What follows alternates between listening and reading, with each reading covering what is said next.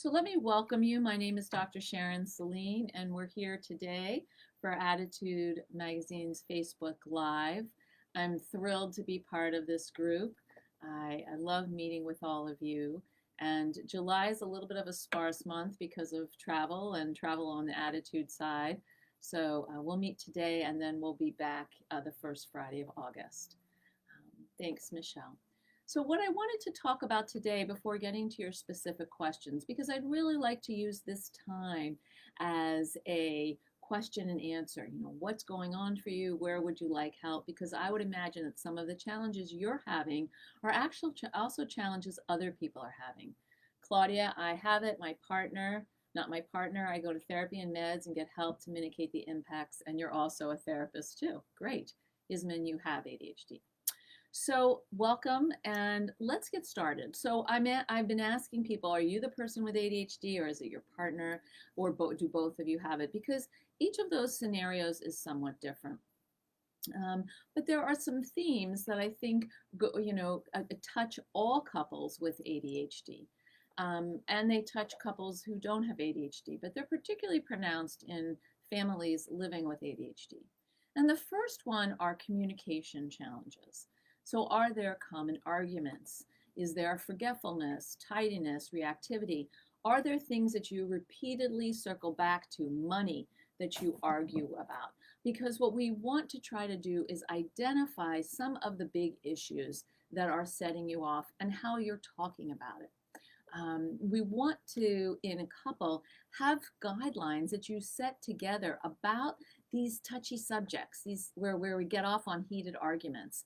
And I want to teach you how to do a reflective listening exercise, which you're going to practice at times when you're not having an argument, so then you can use it when you are. We want to be able to have a tool to use when people aren't listening, because when there's no listening, there's actually no real communication. So let me go over the guidelines of using reflective listening, and it works like this. You and your partner, you sit down for every day, or you set aside 3 days a week, let's say. Thank you, Lynn, and thank you, Cassandra, for saying that. So you set aside 3 or 4 times a week, particularly time when your kids are asleep, or maybe at first thing in the morning. That's a little harder for couples. Sometimes before bed is a little easier. And you set aside 10 to 15 minutes. Hi, Susan. And what you're going to do in these 10 or 15 minutes is you're going to divide that time. So let's say it's 15 minutes. You're going to divide that in half. One person is the talker, and one person is the listener.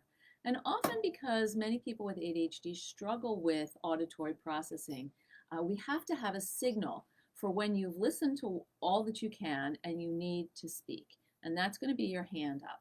So what you're going to do is you're going to set the timer for, 8 minutes. And one partner is going to talk. And maybe 15 minutes is too long for you and your partner, so you could use 10 or 12. But you have the talker and the listener. So the talker is going to start first, and the talker is going to speak about whatever's on their mind. And the listener, when the listener is ready to reflect back what they heard, the listener is going to raise their hand like this. And you're going to repeat what you heard using this formulation. I heard you say X. Did I get that right? Is there anything else? And you continue this exercise. I heard you say X. Did I get that right? Is there anything else? And then when the time is over, you stop. And then the listener now speaks, and the talker is now the listener. Now, this exercise may seem simplistic and possibly even stupid to you, but here's the thing. You want to get good at this exercise. So when you're having an argument, when your tempers are up, when people are yelling, you can say, let's do the listening exercise, or let's do that stupid Dr. Sharon exercise, because that's what some of my clients call it. And you're going at that point to go into the reflective listening. Because otherwise, when you're in an argument, one person is shouting back, people are not listening. And we want to turn down the heat in the kitchen, okay? So we want to use this exercise, and this is very important for you to practice at times when you're not stressed out, so that when you are stressed out, it's much more second nature. That's the first thing I want to say before I get into anything else, which is how can you improve your communication? And this is very helpful for partners who have ADHD, who may have slower processing speed. Cassandra says, I have to remind my husband that I have slower processing speed when I hear what people are saying. I noticed that a long time ago that I've developed the coping mechanism of saying what? Just to buy myself some extra processing time. Most of the time, I'm answering the question before the other person has repeated the question. So it's great to know that you need more time so you actually can use this exercise to slow things down. So this exercise is helpful for working memory challenges, for emotional control, impulse control, and slower processing speed. Now, if you are a partner who does not have ADHD, you may be experiencing a lot of frustration. Your partner may say things and not follow through. Your partner may be moody or difficult, have highs and lows that are difficult to keep up with, may actually be not particularly tidy. We would say messy or disorganized, and you feel like you're holding the bag. And so what I want you to try to do in your relationship, instead of focusing on what's not working, because when you focus on what's not working, you get into character assassination. My husband is a this, you're a that. That doesn't help anybody connect. The goal here is to have positive connection and to make amends for injuries that we've experienced or we've done to our partners. So the second task is to look at your roles within your relationship. And how can you identify roles based on your strengths, not on your challenges? If you're naturally tidier than your partner, then maybe you need to be the person who sets the standard or the baseline of what tidy looks like. Or maybe they need to set the standard, or you meet in the middle. And that compromise is critical for couples living with ADHD. A lot of times couples think that compromise is giving in. But compromise is actually when nobody's totally happy with the solution.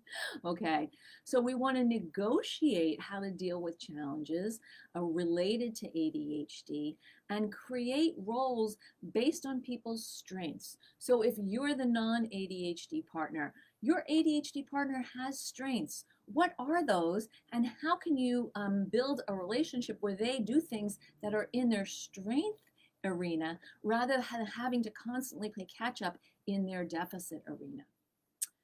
The third thing is that we want to make requests, not demands of our partners.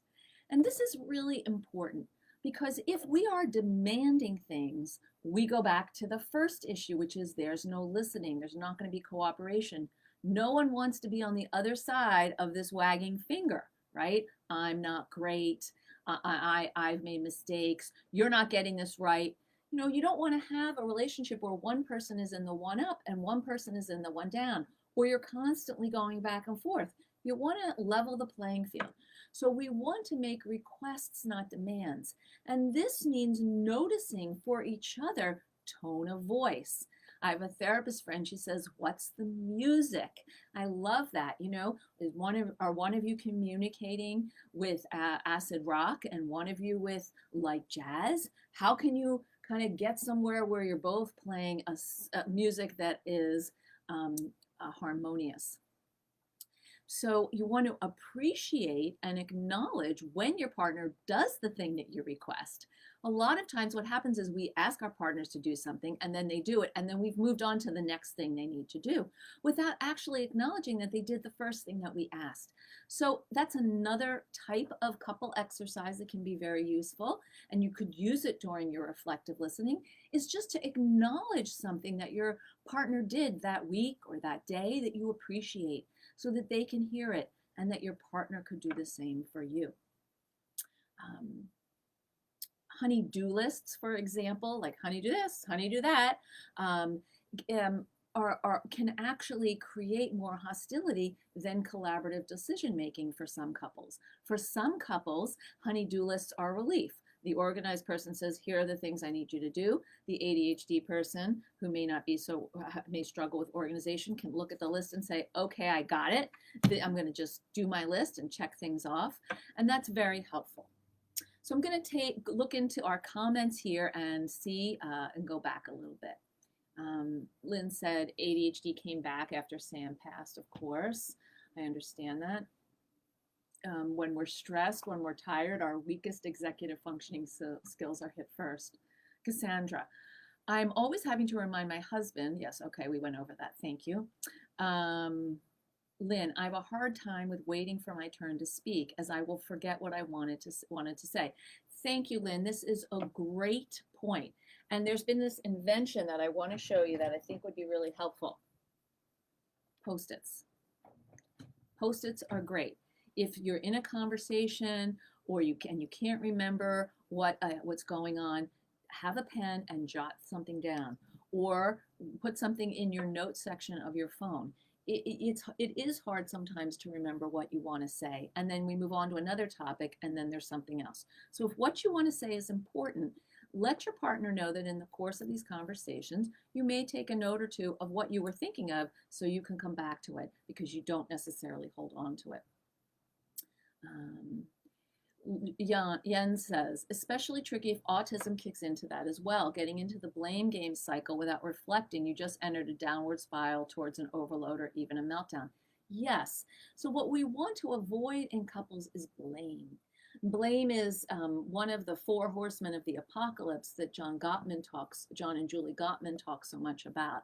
And if you don't know their work, I encourage you to check them out.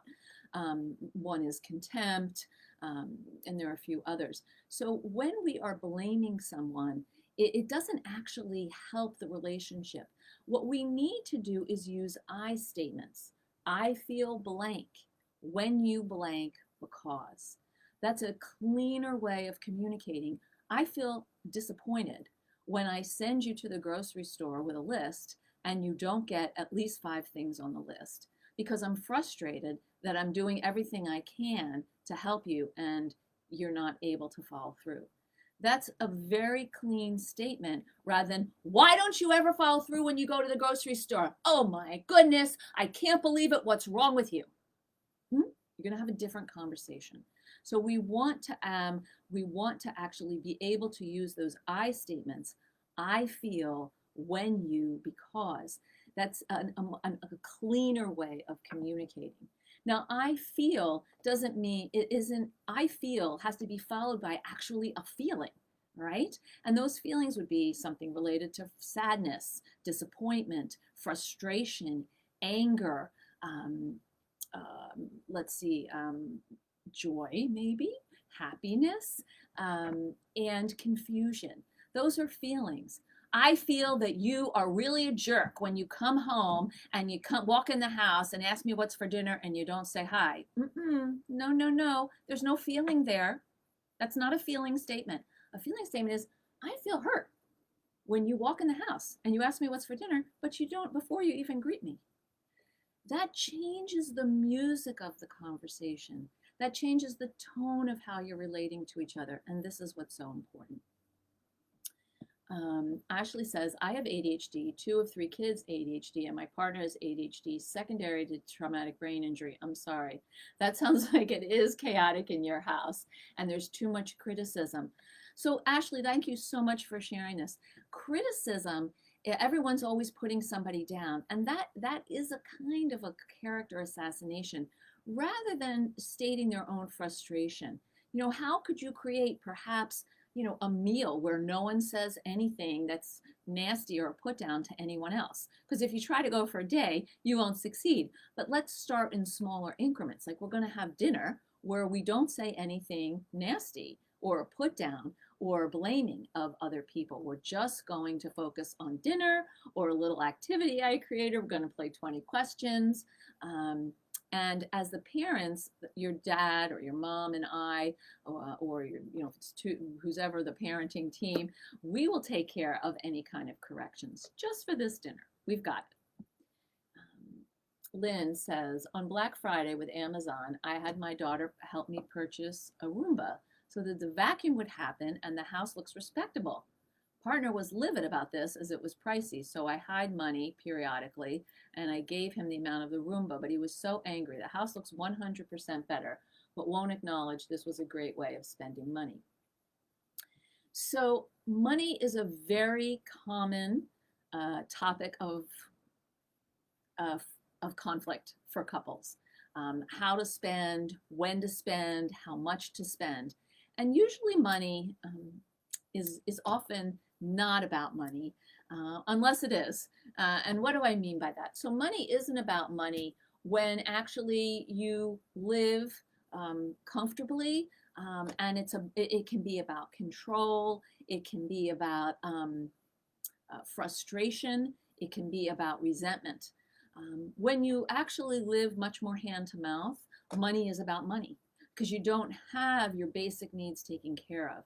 And that's a separate situation. When you have to work together as a team, and you actually have to work together as a team in the first situation as well, because you have pooled resources. And so, if you're thinking about spending money, like, do you have an agreement with your partner about what is a baseline amount of money that I can spend on my own without having to get your approval, and what's a baseline that you can spend on your own without you're having to get my approval? And anything above that baseline, and I'll just use $100 for the sake of easy math, anything above $100 we talk about. And I can lay out why I think this is important, and you can lay out why you think it's excessive. But ultimately, how are we going to compromise? And that's the challenge, because with money, it always feels like I'm giving in or you're giving in. And what we want to do is be able to compromise. This time you can get, excuse Lynn, I'm going to use your example. This time you can get that expensive Zuma. But next time when I'm going shopping for a fishing rod, I want to spend a little extra that kind of to equal out the Zumba thing. So you want to give and take in the money department. Dominic says, Ornette Coleman, chaos becomes harmony. Sorry, I couldn't resist. Thank you, Dominique. KS, my issue is the inequity in the responsibilities of running the household. Yes, this is often a huge issue for couples living with ADHD. By me having to request respectfully does not address the change of who is in charge of the list. Why must I be the person who has to be responsible becomes a parent-child relationship? I think that's really important. And one thing that could help reduce the parent-child dynamic is if you make a time on a Sunday or whenever a time you get together before the week starts to create the list together and then divide who's doing what. You may be better at coming up with what has to be on the list, but if you're sitting together to doing it, you may not feel as resentful. Some people are the engine of the family in certain things. In my family, I was the engine for all the medical stuff. I was the engine for a lot of social gatherings. My husband, he was the engine, and this is totally embarrassingly, gender divided, but he was much more the engine around upkeep of the house, in terms of like changing the filters on the air conditioner, or calling the plumber when there's a problem, or fixing a sink. I'm not good at those things. So we really had to kind of wrestle it out that he's good at that and I'm not, and let's not resent each other because I'm taking care of this thing and you're taking care of that thing. Lynn says, it is a relief, the honey-do list, as I get tired of repeating and reminding and sounding like a nag. Fantastic. That's great. Is ADHD in correlation with being stimulated? Yes, people with ADHD often need high stimulation, which can be also a challenge in a relationship because one person may need more stimulation than the other person. So I just want to finish going through a little bit of my list here about the different steps and things that are important for partners living with ADHD. So the fourth thing is that people can really only change one thing at a time. My husband says to me, I would like you to interrupt me less, stop leaving your briefcase on the kitchen counter, and clean up as you cook so there's not such a big mess afterwards. And I looked at him and I said, honey, one thing. You get one thing that I can work on at one time. And he said, fine, interrupting. And I was like, really? That's the hardest thing. So, but that's what he wanted. And so that was what I worked on, which means you don't get to complain if I cook a big meal and I use 3 or 4 different pots and I don't clean them all up before we actually eat the meal. That seems pretty fair to me. And so, so one thing at a time. And so then, you know, if I'm about to interrupt and I go, you know, and I don't interrupt, he may or may not notice. But when we do our weekly reflection, I'll say, I think I've been doing a better job of not interrupting. And it would be really helpful to me if you would give me some affirmation about that. And so then he had to say, so what I heard you say is that you think you're doing a good job with not interrupting, and it would be helpful if you heard me, if I offered some confirmation that you're doing that. And I said, yes, you got it right. And then on his turn, he said, you're doing a better job of not interrupting me so much. And I was like, thank you. Okay. The fifth thing is the benefit of the doubt. So a lot of times in couples, we think people are doing things on purpose, which they might be doing. But there are times where people are doing things or forgetting things or not doing things that aren't necessarily on purpose. You know, you like to have dinner with the kids at 6:30 and your wife walks in the door at 6:45. Is that because she didn't care about being there at 6:30, or did something happen? So before we get mad, why are you here so late? We want to say, hey, I noticed you're running a little late. What happened? Now, if that happens every day or 3 or 4 times a week, that's a different story. But we want to try to come into disappointments or unforeseen events with the benefit of the doubt. And so this is important to determine whether something's purposeful or not. And so to help us understand, you know, and to remember these things, we want to opt for tools to sort of assist with those weaker executive functioning skills. Did you purposefully forget to get my iced coffee when I specifically asked you to get me one? Or was it not on the list? So talk about this with your partner using tools such as writing things down, alerts, alarms, text messages, a bulletin board in the kitchen, you know, Google family calendars that you use on iCal or Google Post-its. You know, use these, and you both use them, not just one person. And I'm going to save the last one after I get a couple more comments, because there's a lot of comments. KS says the person taking responsibility is the person who is the more organized, and that isn't fair. So we'd have to shift into a model where both partners are taking responsibility. And this is hard for a lot of people with ADHD because of the shame spiral, right? You go into a shame spiral and it's hard to actually say, you know what, I did that. I wish I hadn't, but I did. And so it's easier to be accountable if, you know, and I excuse me for this, you know, sort of metaphor, but, you know, the barrel of the gun isn't at your nose. You know, it's easy to be accountable if the music is something that, you know, is loud rock, but it's not like, you know, banging in your ears, but you're both trying to turn the volume down on that. It wasn't a great music example, so let's say the music would be easier if it's like both classical, but most couples I know don't live in that realm. So when they're living with ADHD, it's different kinds of rock and roll. So we want to have the responsibility shared. Cassandra says, I have this problem. I always assume to know what he's going to say, and then I interrupt him to respond. And also, I want to say what is on my mind before I forget what I want to say. I get that, Cassandra, you know, and I think that comes for me from, you know, I listen to people talk a lot, and sometimes, you know, my husband is going to say the same, I think he's headed down the same road of saying the same thing that I've already heard like 20 million times, so I interrupt. But when I'm interrupting, what I'm saying is what you have to say is not as important as what I have to say. And that's not a message I want to communicate. Um, they say wait your turn, but you feel like it's never your turn. So this is an interesting thing, Jamie, because what you want to sort of help your partner understand is like, I have limited attention for conversation and remembering what you're saying and what I'm saying. And how long do you think that is? You know, ask yourself, like, how long can I do that? Is it 2 minutes? Is it 5 minutes? And if what I think you need to do is maybe just put your hand up and say, hey, I just want to recap what we're talking about, and I want to say something, but I don't want to interrupt. Okay? Do these communication strategies really change the bottom line of who is bearing the invisible load? Well, this is a good question, KS.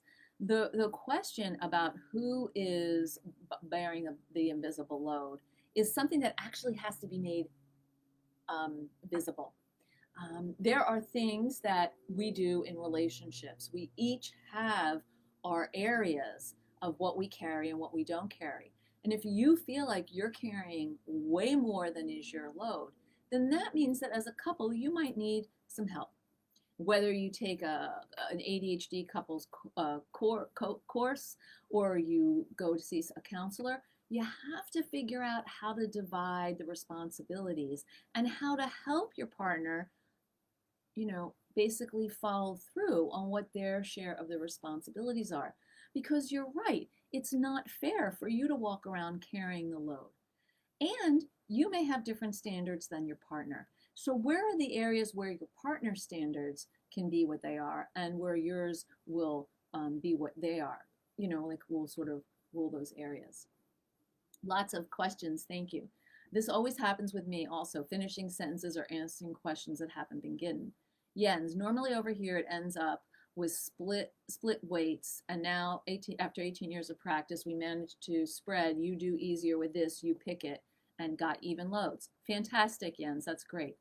We do live comfortable. Zooey, I had the same issue. I had no idea how much work it took to run a household. A book that really helped us work on this is Fair Play. Thank you.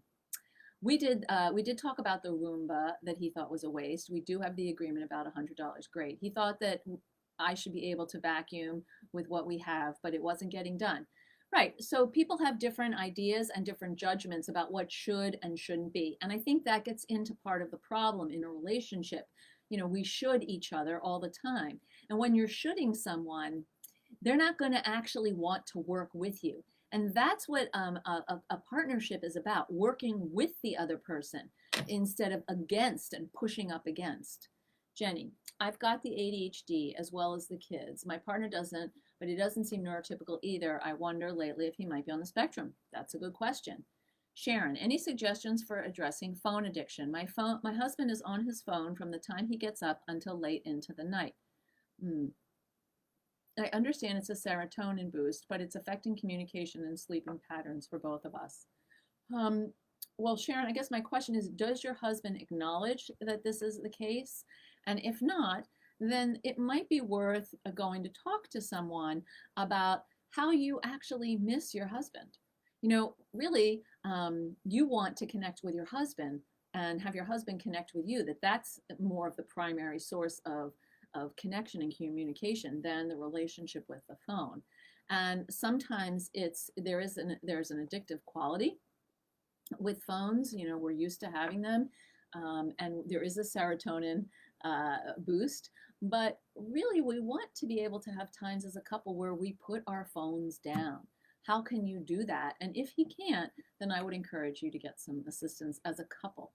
And if you're going to do that, go to the therapy, and without the label of you need help because you have a phone addiction, but that, hey, I'd like to connect with you more and we're having some trouble with communication and I'd like to just tweak it a bit. Roomba is for the family versus the fishing rod is personal. No, doesn't sound too fair. Well, yes and no, but I think in Lynn's situation, Lynn is the one who's doing the vacuuming, so the Roomba is actually to assist her. But, maybe there's something else like a television that is for the family as well. Sorry about that example. Angela, yes, you are learning even if you don't think so. Gary, I can see why that would be. Lee, I feel like as the non-ADHD partner, I keep giving patience, forgiveness, and brain space, whereas my partner just keeps taking. Repeatedly, I've been hanging on to hope, but I feel like it's in vain. I am so sorry to hear that, and that must be so frustrating.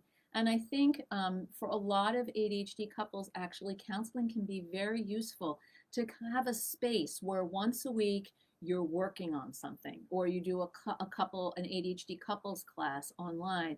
So where you have a space to work on your issues, you have some exercises, and your partner is with a neutral extra person to get some feedback about themselves.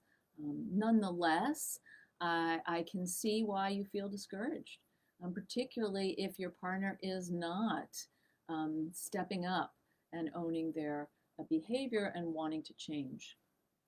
Holly, my ADHD partner misses everything around him and spends so much time on cell phone games. Oh, like our other friend up there. His phone is always in his hand, to the point that I have to be concerned about whether he's keeping an eye on young children. Right, and so I guess the question is, when partners are addicted or overly attached to their phones, what's going on around that? What are they afraid that they're missing? And how can we help redirect their attention to a lower, dopamine activity? Because the cell phone, actually, it's serotonin, but it's actually dopamine. Each of those pings is sending a message. Oh, a message of pleasure or of interest. It grabs us. And I think there's some great literature out there, Holly, on how important it is to show up. Tina Payne Bryson and Daniel Siegel just wrote a book called The Power of Showing Up.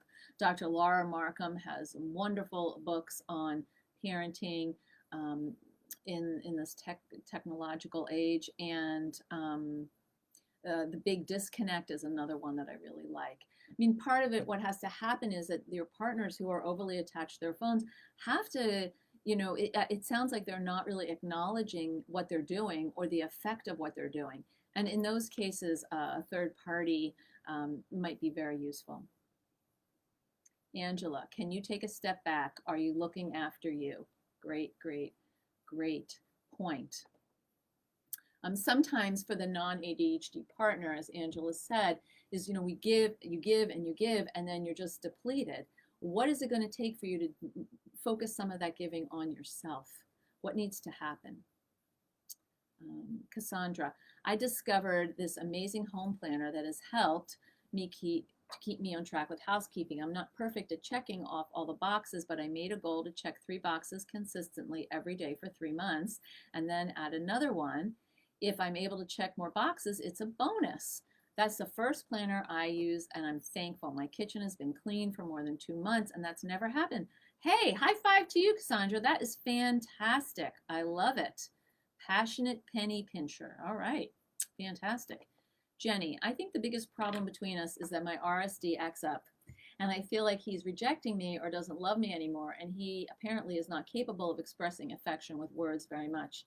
I've got ADHD. I think he might be on the spectrum. I'm trying not to freak out. What do you recommend? So I'm a sensitive person as well.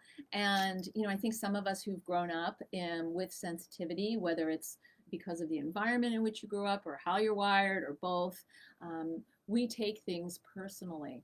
And, I have to say, there's this, wonderful book about the 5 love languages. And, it has its pros and cons, but I love the idea that there are channels in which you want to give and receive love, and there are channels in which your partner wants to give and receive love, and they may not be the same channels, in which case you feel like you're living with a perpetual disconnect. So how can you identify the channel? I feel loved when I feel love, and for each of you to answer that question. And I don't feel loved when, because what happens in couples often is we give love to our partners on the channel we most want to receive it, right? So maybe you want to receive, physical touch, and maybe your partner wants to hear words of affirmation, and so you're not really meeting. So that's a great set of exercises to do to figure out what your love language is and how you can meet each other more effectively. You're welcome. Thanks, Zoe. Lee, I do, but I'm always tired of having to look after my shoulder. So Lee, I would really encourage you to find a good couples counselor to work on some of this, because you have young children and I assume you love your partner, but over time you get really worn down, and then that love may be kind of become a little contaminated.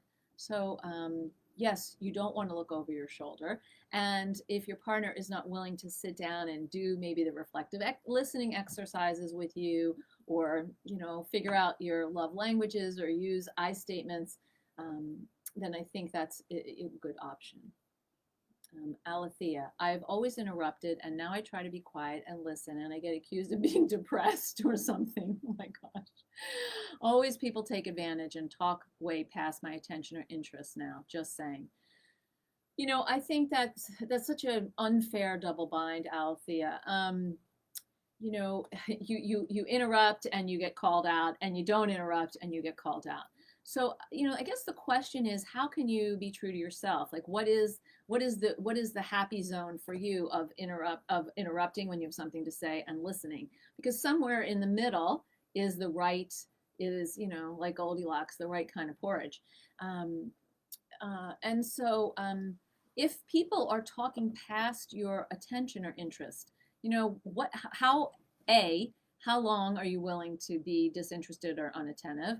And B, if they're doing that, it's reasonable to say, hey, wait a minute, I just want to confirm what I heard you saying, or I'd like to throw in a comment here.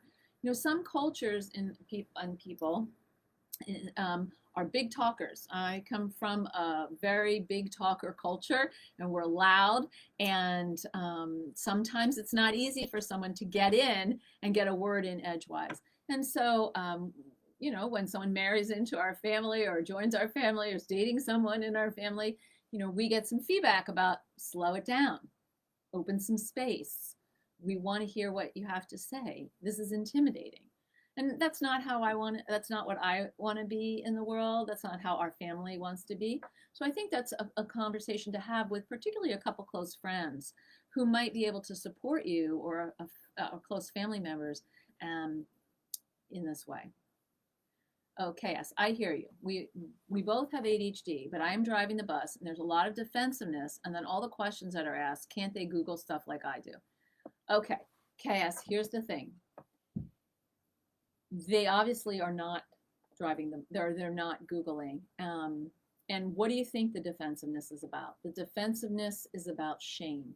It's about shame, plain and simple. And in fact, while we're here, I am going to put out into the Facebook chat, copy something that you can get on shame. It's a downloadable from my website on shame in adults, because people are defensive and get angry when they feel bad.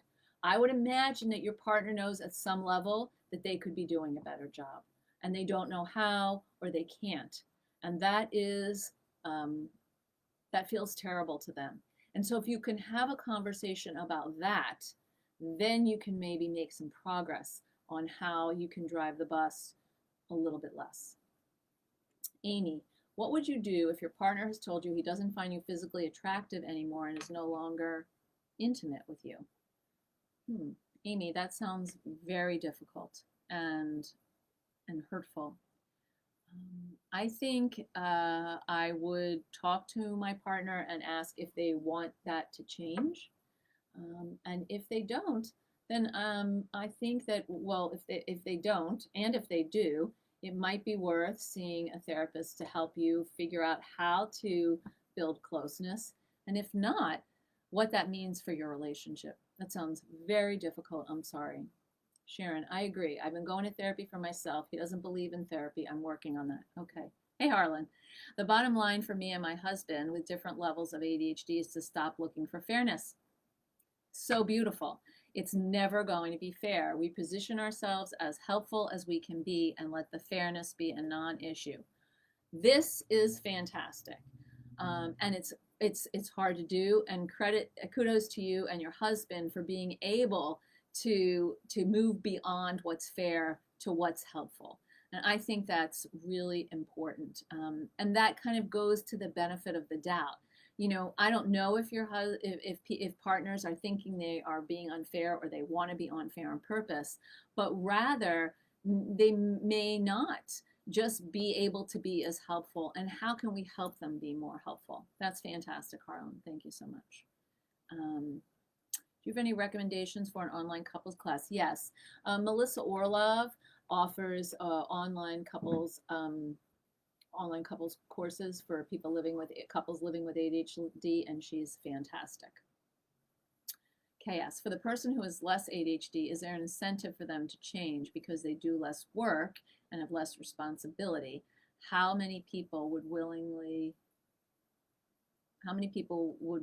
take on more work? Well, I think people would willingly take on more work if they knew their marriage was suffering. You know, if they knew that you know, their partner's unhappy, because I would imagine they're unhappy with your unhappiness, because your unhappiness is out and about. Everyone sees it. Their partner knows about it. And so, you know, if you want to have a more copacetic relationship, then you have to actually want to change on both sides. You may have to take a step back from your standards, and your partner may have to take a step up in terms of effort. Zooey, my wife thinks that since I'm the ADHD partner, it's all on me to fix myself and there's nothing to do on the couple therapy level. We worked with therapists and they've all recommended couples therapy, but she's unwilling to participate. Well, that sounds very difficult because that is a fundamental flaw in the view of a relationship, that it's the ADHD partner who's the problem and the other partner has no problems. Because actually, when you live with ADHD, when you have ADHD and you live in a family, your family has ADHD. And it's not so much that the problem is the ADHD partner, it's the dynamic between the ADHD partner and the non-ADHD partner. And it's the dynamic that needs work, because just as you may need to change some things about yourself, your partner will need to change some things about themselves. And the unwillingness to work on bettering the marriage actually creates the four horsemen of the apocalypse, because there's blame, there's contempt, there's resentment. That is not going to foster closeness. So, you know, the question that I would ask is, would you like us to be happier as a couple? Because it takes two people to make that happen, not one.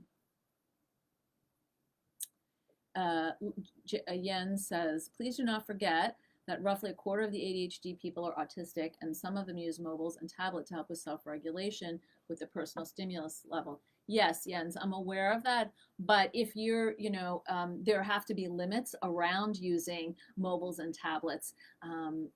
You know, that has to be balanced. You know, that's part of a balanced media diet. It's not the whole diet. And particularly in relationship with partners and children, you have to actually be present in doses that you can handle. Zooey, I've tried several medications. I'm using tools like lists and reminders not to forget things, but there are inevitable slip-ups. That's right. And that's where the benefit of the doubt comes in. You slip up. It's not on purpose. It has to be like, okay, oops, how can I regroup? I feel bad when that happens, but when I'm overwhelmed or tired, they happen more than like, yes, because when we're overwhelmed and are tired, our executive functioning skills are more stressed and weaker. Zooey, you're open to trying things, but my wife feels like she's done enough. Okay, well, your wife, you got to ask your wife, you know, what's the skin in the game here in this relationship? Because it can't all be on you. You're in a relationship together. Jens, hey, nobody's perfect. Everyone, even people of the neuromajority, miss something now and then. Learn to forgive yourself. It will help a lot. I agree. So this goes to my sixth and final point, which is positive connection.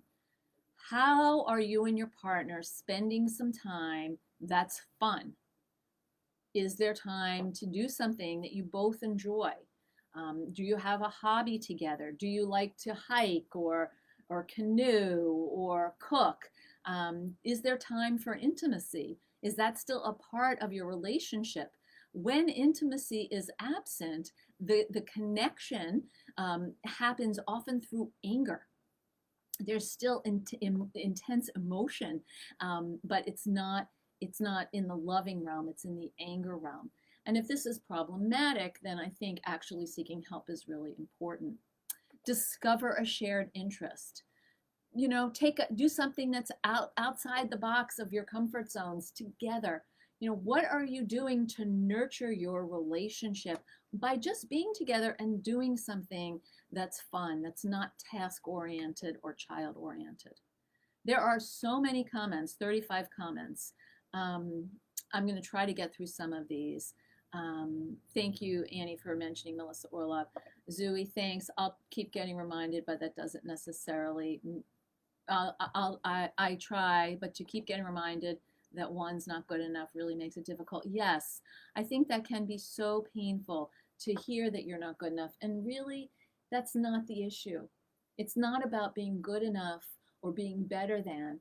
It's how can we work together and help ourselves be the best couple we can be together. Susan, finally, after over a year, we're going to live music concert this weekend. Missed it so much. What are some other ways that you could connect positively with your partner? Throw out some ideas so we can share the creativity and inspiration for other people.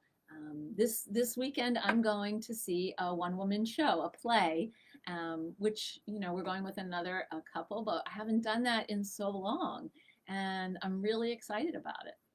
Anybody else going to do something, going to a lake or have a picnic? You don't have to spend money to do something fun with your partner. So let me review some of the things that we talked about today. We talked about communication challenges and using a reflective listening exercise, I statements.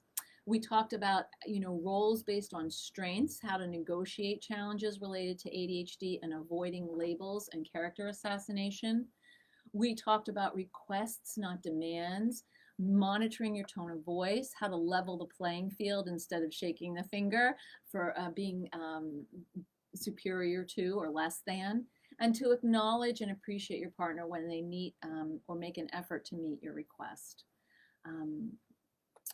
Changing one thing at a time, noticing efforts, using a benefit of the doubt, determining what your partner's doing purposefully and what they're not, and using tools to help you stay connected and keeping on track of things, writing things down, alerts, alarm, text message, bulletin boards, post-its, and nurture a positive connection, fun activities, time for intimacy, discovering a new hobby or a shared interest, playing games after dinner, something that where you actually remember why you like each other, why you came together.